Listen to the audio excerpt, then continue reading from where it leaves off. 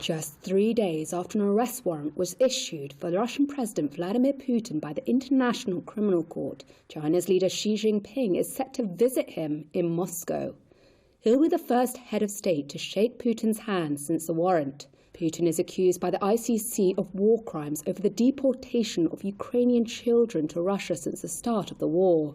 Neither Moscow nor Beijing are member states of the ICC, whose action the Kremlin said was outrageous, but also legally void.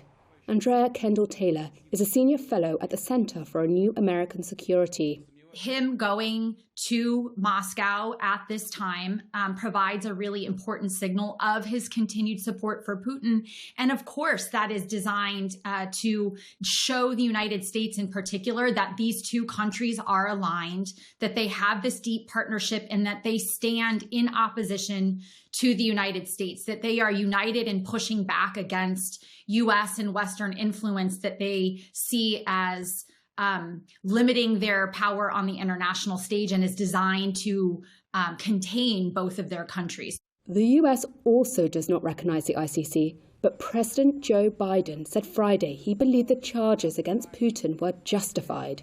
He's clearly committed war crimes. Washington is skeptical about China's willingness to mediate in the war in Ukraine, given its refusal to condemn Russia's invasion.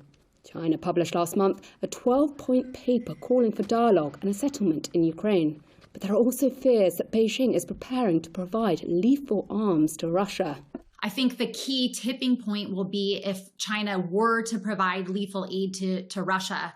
That would be, I think, a big game changer for the Europeans. And I think that's why Beijing might be having pause about taking that additional step. But if that were to happen, which the United States, the U.S. administration is warning, I think that would be another catalyst in really pushing Europe far closer to the United States' position vis-a-vis China. Isolated on the global stage, Putin more than ever will be looking for a show of solidarity from Xi, who he described as a, quote, good old friend, in a newspaper article published in China.